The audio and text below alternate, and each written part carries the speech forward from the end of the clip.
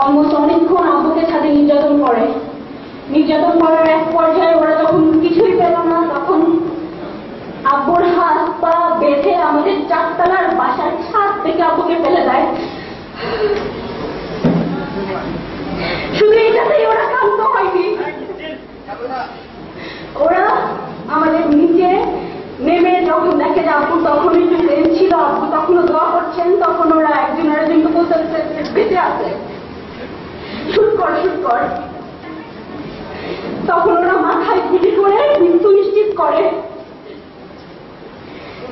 আমরা বুঝতে পারি যে ছাদের থেকে ধাপ করে কিছু পরে আমরা রুমে লক ছিল, কোন রকম যখন বের হয়ে বুঝে ওঠার আগেই দেখে যে একটা নিথর দেখে আব্বু পড়ে আছে, আর ওরা একটা ট্রাক নিয়ে আসছে, ওই ট্রাকে করে আব্বুকে তুলে নিয়ে যাচ্ছে। আর কিছু কিছু বলতেছিল যে রক্তগুলো মুছতে হবে, আমরা আবার আসবো।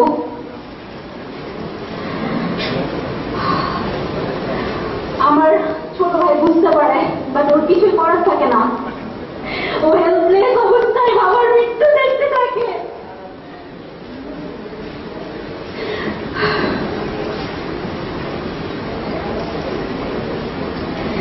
আমরা যখন ঢাকায় ছিলাম, আমরা 3 ভাই বোন ঢাকায় ছিলাম, আমরা শুনতে পারি আমাদের আব্বুর ফোন, বাসায় যে ফোনগুলো ছিল ওরা সিজ করে। শুধু টিএনটি লাইনটা আল্লাহর রহমতে অন ছিল দেখে আমরা টিএনটি দিয়ে আব্বুর সাথে কথা বলতে পারি।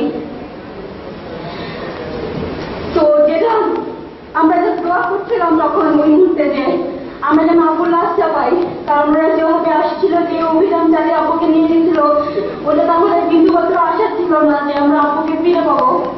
কিন্তু আল্লাহর অশেষ মেহরবানিতে আমরা অতটুকু অ্যাটলিস্ট পেয়েছিলাম। আর এই ছোট্ট জ্ঞান দ্বারা আমি যতটুকু জানি, সেটা হচ্ছে একটা যুদ্ধক্ষেত্রে একজন চিকিৎসককে মাফ করে দেওয়া হয়। সেখানে তো এটা কোনো যুদ্ধক্ষেত্র ছিল না, এটা 71-এর কোনো যুদ্ধ।